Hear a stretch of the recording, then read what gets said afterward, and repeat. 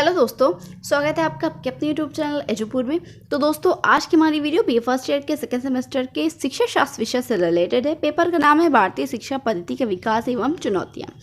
तो दोस्तों, आज का हमारा टॉपिक है राष्ट्रीय शिक्षा नीति, जो कि 1986, 1992 और 2020 है। तीनों के बारे में डिटेल में बात करेंगे। वीडियो बहुत इंपॉर्टेंट है। वीडियो क्लास में मैंने कुछ इंपॉर्टेंट क्वेश्चन बताया, इसलिए वीडियो क्लास तक जरूर देखिएगा और वीडियो अच्छी लगे तो लाइक कर दीजिएगा। चलिए स्टार्ट करते हैं। तो स्वतंत्रता प्राप्ति से पहले भारत की राष्ट्रीय नीति ब्रिटेन के हित में ध्यान में रखकर ब्रिटिश सरकार ने बनाई। फिर जब हमारा देश आज़ाद हुआ तो राष्ट्र के पुनर्निर्माण का कार्य भी आरंभ हुआ। तो शिक्षा को राष्ट्र के निर्माणकारी उपकरण के रूप में उपयोग के लिए निश्चित नीतियों का निर्धारण करना जरूरी समझा गया। इसीलिए शिक्षा समानता, सहयोग, सहअस्तित्व तथा सहकारिता जैसे प्रजातांत्रिक गुणों को लाने का सशक्त साधन मानी जाती है। तो इस साधन का सर्वप्रथम उपयोग तभी संभव है जब शिक्षा को सशक्त और व्यवहारिक रूप से उपयोग नीतियों द्वारा बनाया जाए।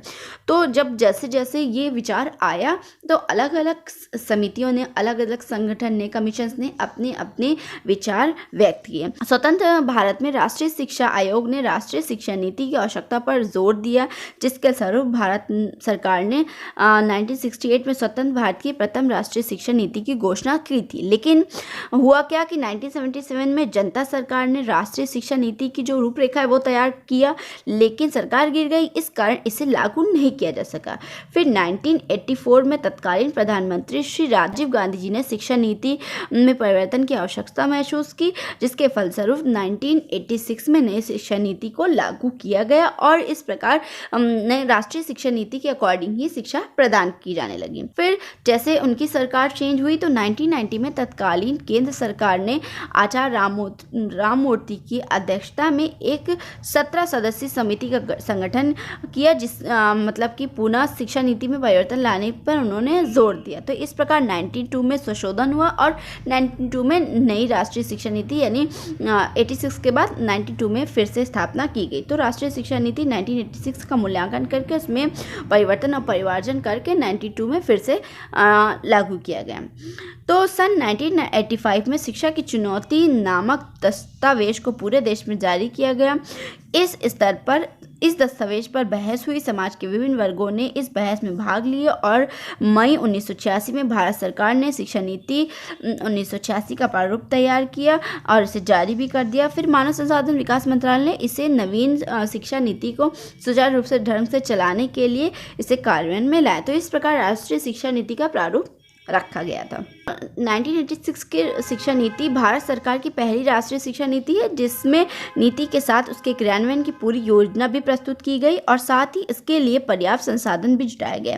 राष्ट्रीय शिक्षा नीति 1986 का दस्तावेज 12 भागों में विभाजित किया गया। तो उनके बारे में संक्षेप में अगर बात करें तो हर एक भाग में अलग अलग पॉइंट्स को रखा गया। यदि भाग 1 की बात करें तो उसमें प्रस्तावना को, यानी हमारे संविधान की प्रस्तावना और राष्ट्रीय शिक्षा नीति की प्रस्तावना को इस तरह से प्रस्तुत किया गया कि जो पूरी शिक्षा नीति है ना, उसके संपूर्ण प्रारूप को समझा जा सके। तो प्रस्तावना में स्पष्ट किया गया कि राष्ट्रीय शिक्षा नीति 1968 का व्यापक प्रभाव पड़ा। सभी प्रांतों ने 10+2 और +3 की संरचना को स्वीकार कर लिया। प्राथमिक शिक्षा 90% बच्चों को उपलब्ध है। माध्यमिक स्तर पर विज्ञान और गणित की शिक्षा को अनिवार्य कर दिया गया। उच्च शिक्षा के स्तर की उठाने की प्रक्रिया को भी आरंभ किया गया और देश की आवश्यकता अनुसार जनशक्ति की पूर्ति हो रही है। इस प्रकार से इन सभी बातों का इसमें उल्लेख किया गया। तो भारत सरकार ने जनवरी 1985 में घोषणा की कि देश के लिए एक नई शिक्षा नीति की रचना की जाएगी, जो वर्तमान और भविष्य की चुनौतियों को सामना करने में सक्षम हो, और सरकार ने इस नीति के क्रियान्वयन का संकल्प लिया। तो इस प्रकार 1986 में नई राष्ट्रीय शिक्षा नीति को पारित किया गया और उसके भाग 1 में ये सब सुनिश्चित किया गया कि लोगों ने 10+2 और +3 को स्वीकार कर लिया है, कितने % बच्चों ने शिक्षा प्राप्त कर ली है, किन किन प्रांतों में साक्षर बालक बालिकाएं हो गई हैं। तो प्रस्तावना में ये सब रखा गया। अगर भाग 2 की बात करें तो शिक्षा का सार और भूमिका रखा गया इसका नाम। तो हमारे राष्ट्रीय परिप्रेक्ष्य में शिक्षा सभी के लिए है, हमारे सर्वग्राही विकास का ये आधार है। शिक्षा संवेदनशील और प्रत्यक्षीकरण को परिमार्जित करती है, जो राष्ट्रीय एकता, वैज्ञानिक दृष्टिकोण और मस्तिष्क व आत्मा की स्वतंत्रता को बढ़ाते हैं। यानी भाग 2 में शिक्षा का सार और भूमिका को रखा गया कि शिक्षा से हमें क्या प्राप्त होगा, उसका सार क्या है, उसकी क्या भूमिका मानव जीवन में होनी चाहिए। यदि भाग 3 की बात करें तो शिक्षा की राष्ट्रीय प्रणाली को रखा गया। तो भाग 3 में स्पष्ट किया गया कि राष्ट्रीय शिक्षा प्रणाली में संविधान की मूल धारणा एक निश्चित स्तर तक बिना किसी भेदभाव के सभी को समान शिक्षा उपलब्ध हो और सर्वप्रथम वरीयता दी जाए इन सभी को। साथ ही पूरे देश में समान शिक्षा संरचना 10+2+3 लागू होनी चाहिए। तो इन सभी का सुनिश्चितीकरण भाग 3 में किया गया। यदि भाग 4 की बात करें तो समानता के लिए शिक्षा का प्रावधान इसमें रखा गया। तो भाग 4 में ये स्पष्ट किया गया कि नई शिक्षा नीति में असमानता को दूर करने पर बल दिया जाएगा। महिलाओं की स्थिति में आधारभूत परिवर्तन लाने के लिए शिक्षा का उपयोग किया जाना चाहिए। अनुसूचित जातियों को प्रोत्साहन, पूर्व मैट्रिक छात्रवृत्ति योजना, सतत सूक्ष्म योजना, अनुसूचित जातियों के अध्यापकों की नियुक्ति, इन सभी का यानी समानता, इक्वालिटी के लिए एजुकेशन होनी चाहिए, तो सबके लिए होनी चाहिए। तो इसका सुनिश्चितीकरण भाग 4 में किया गया।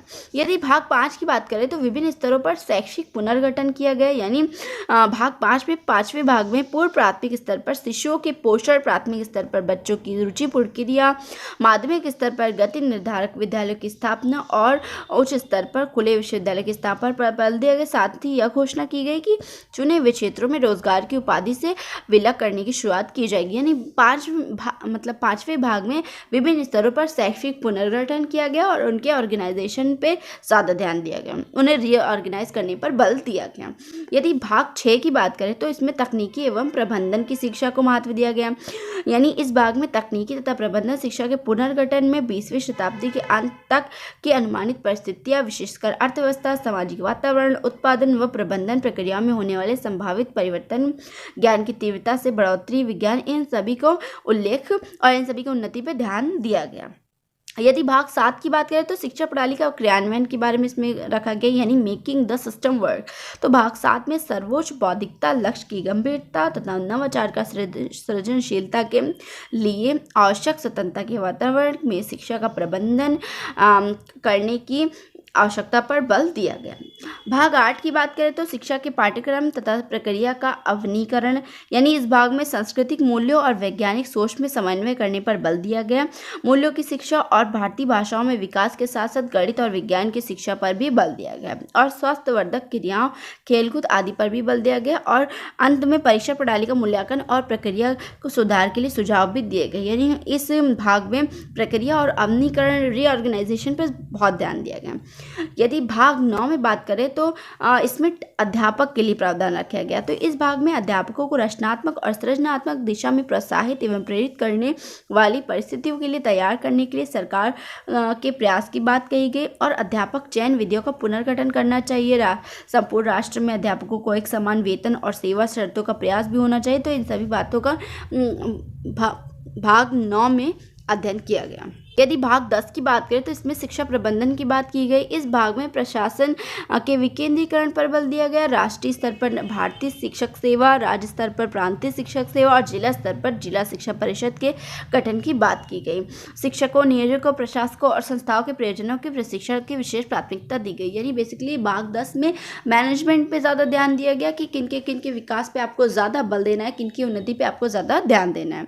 यदि भाग 11 की बात करें तो इसमें संसाधन और समीक्षा, यानी रिसोर्सेस और रिव्यू पर ध्यान दिया गया। तो भाग 10 में दान, उपहार, शुल्क आदि की सहायता से संसाधनों को अधिकतम संभव तक बढ़ाया जाएगा। अनुसंधान और तकनीकी व वैज्ञानिक जनशक्ति के विकास में लगी हुई संस्थाएं अपने उपभोक्ता के प्रतिष्ठानों पर कर लगाकर संसाधन जुटा सकती है। शिक्षा को राष्ट्रीय विकास एवं संघर्ष के लिए निवेश का एक महत्वपूर्ण क्षेत्र माना जाएगा। इस भाग में इस बात पर भी बल दिया गया कि प्रत्येक 5 वर्ष बाद नई शिक्षा नीति के क्रियान्वयन और उसके परिणामों की समीक्षा भी की जाएगी। यानी बेसिकली नई शिक्षा नीति हमने लागू तो कर दी है, लेकिन वो जो हमने उद्देश्य निर्धारित किए हैं हर भाग में कि ये यानी कि भाग 9 में हमें क्या करना है, भाग 10 में क्या करना है, तो हमने जो उद्देश्य निर्धारित कर दिए हैं वो प्राप्त भी हो रहे हैं या नहीं। तो भाग 10 में यही बात की गई कि हम संसाधन तो देंगे, प्रोवाइड करेंगे, लेकिन समीक्षा भी करेंगे कि वो उद्देश्य प्राप्त हो रहे हैं अथवा नहीं। अब लास्ट भाग है जो कि है 12। तो इसमें भावी स्वरूप यानी फ्यूचर के बारे में बात की गई, मतलब उल्लेख किया गया। तो अंतिम भाग में ये विश्वास प्रकट किया गया कि हम निकट भविष्य में 100% साक्षरता का लक्ष्य प्राप्त कर सकेंगे और हमारे देश में उच्च शिक्षा प्राप्त व्यक्ति विश्व के श्रेष्ठतम व्यक्तियों में सम्मिलित होंगे। तो बेसिकली राष्ट्रीय शिक्षा नीति 1986 के इन सभी विवेचनों से स्पष्ट होता है कि यह नीति काफ़ी अंशों से पहले की राष्ट्रीय शिक्षा नीति से मिलती जुलती है। यानी नई शिक्षा नीति में पुरानी नीति की कमियों को दूर करके नई परिस्थितियों के अनुरूप उसे नूतन रूप दिया गया, नवीन रूप दिया गया। लेकिन इसके साथ साथ नई नीति में अनेक नए संकल्प भी सम्मिलित किए गए, जो जिनका उल्लेख इस प्रकार है, जैसे कि 10+2+3 प्रणाली के प्रथम 10 वर्ष को 5+3+2 में विभक्त करने की राष्ट्रीय संरचना, राष्ट्रीय कार्यक्रम, शिक्षा के क्षेत्र में व्याप्त विषमताओं को दूर करने के लिए समानता के लिए नई शिक्षा, केंद्र सरकार का अधिक दायित्व, शिष्यों की देखभाल और शिक्षा, प्राथमिक शिक्षा की गुणवत्ता बढ़ाना, पेस सेटिंग, विद्यालयों की स्थापना, शिक्षा विभाग व शिक्षा संस्थाओं की स्वायत्तता, ग्रामीण विश्वविद्यालय, तकनीकी शिक्षा पर बल, जिला शिक्षा एवं प्रशिक्षण संस्थान, भारतीय शिक्षक सेवा। तो ये सभी नई शिक्षा नीति में जोड़ा गया। आगे आने वाली वीडियो में हम नई शिक्षा नीति के बारे में बात करेंगे जो कि अब चल रही है। तो इसलिए अब इस चैप्टर से रिलेटेड क्वेश्चंस देख लेते हैं। पहला क्वेश्चन है, राष्ट्रीय शिक्षा नीति 1986 पर प्रकाश डालिए। अथवा करके है, 1986 की राष्ट्रीय शिक्षा नीति में प्रतिपादित राष्ट्रीय शिक्षा प्रणाली को स्पष्ट कीजिए। राष्ट्रीय शिक्षा नीति के उद्देश्य व मूल्य तत्वों विशेषताओं का वर्णन कीजिए। अथवा करके है, राष्ट्रीय शिक्षा नीति 1986 की मुख्य विशेषताएं बताइए। फिर है, संशोधित राष्ट्रीय शिक्षा नीति के कार्यों का मूल्यांकन कीजिए। अथवा करके 1992 की राष्ट्रीय शिक्षा नीति का वर्णन कीजिए। फिर है, नई शिक्षा नीति 2020 पर एक नोट लिखिए। अथवा नई शिक्षा नीति 2020 की मुख्य प्रावधान विशेषताओं पर प्रकाश डालिए। तो ये लॉन्ग क्वेश्चन थे जो इस चैप्टर से रिलेटेड थे। आगे आने वाली वीडियो में हम नई शिक्षा नीति 2020 के बारे में बात करेंगे। इसलिए तब तक के लिए ये वीडियो अच्छी लगे तो लाइक कर दीजिए, चैनल पर नए तो सब्सक्राइब करके बेल आइकन को जरूर से प्रेस कीजिएगा और अपने दोस्तों के साथ भी शेयर कर दीजिएगा। अपना खूब ख्याल रखिए, मिलता है नेक्स्ट वीडियो में, तब तक के लिए बाय बाय।